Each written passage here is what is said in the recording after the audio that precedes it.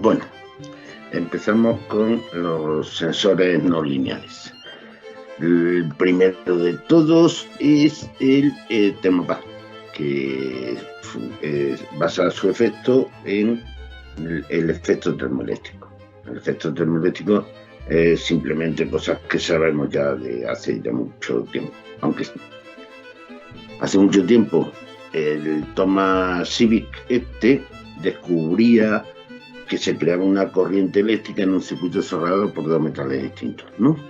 Pero eso hoy día tiene más explicación, que es que con dos metales distintos hay una unión. No es una unión PN, sino que lo que se hace al calentar esa unión, le estoy aplicando energía térmica, y de esa energía térmica hago que aparezcan electrones. Y estos electrones, ¿dónde aparecen? En el foco caliente. ¿Y dónde van? A la zona fría.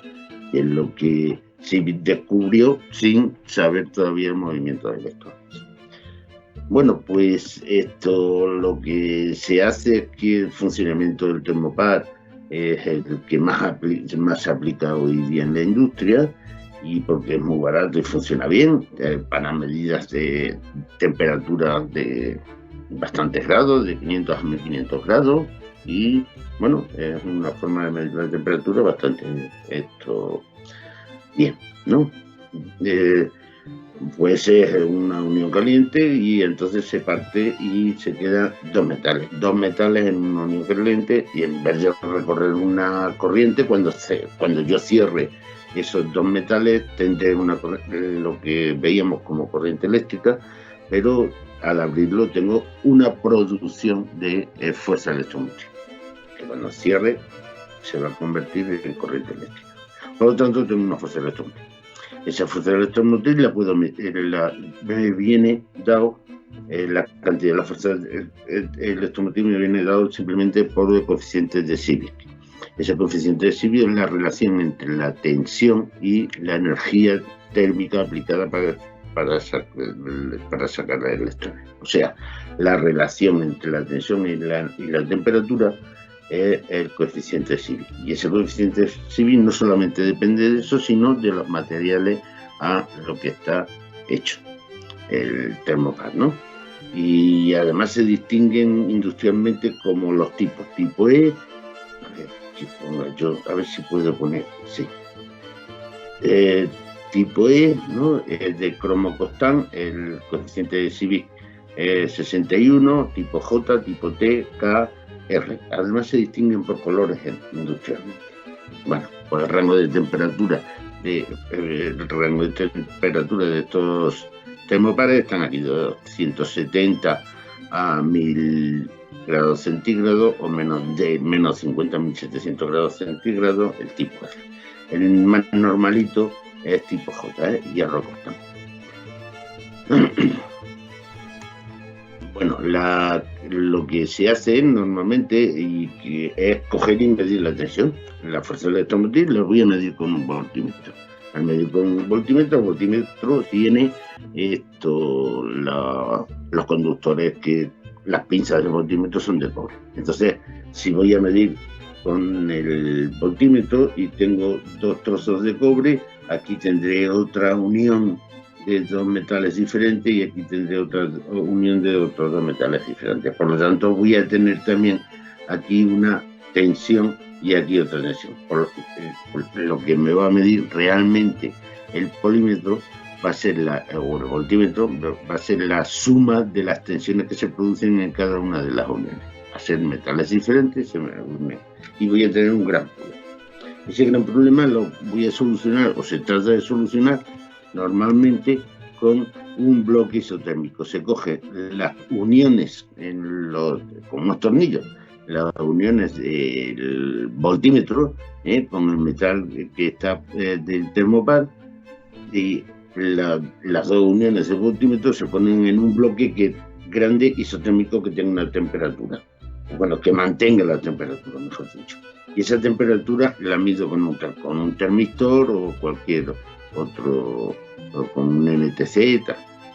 La puedo medir esa temperatura, y esa esa tensión la resto a la original, a la que me está midiendo el voltímetro, y tendré la tensión, o sea, tendré realmente la medida del termopar.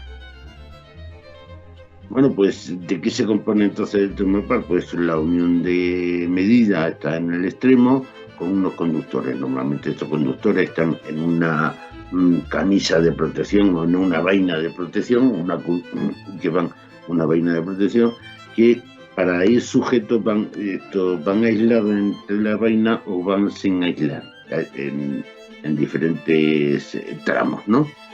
Luego lleva la funda metálica, la cubierta protectora de todo lo que sería la unión del termopar, una cubierta protectora y una funda metálica. Aquí en la cabeza estaría la compensación. Normalmente está en la cabeza la compensación y los cables de extensión y de compensación salen fuera. Bueno, la compensación normalmente es un circuito típico de compensación, es esto que nosotros ya conocemos. Aquí tengo el termopar que me produce mi tensión y tengo el bloque isotérmico en este punto. En este punto tengo las dos uniones para la medida, y eso lo que hago es medir esa temperatura del bloque isotérmico, medir la temperatura con este circuito integrado, una LM35.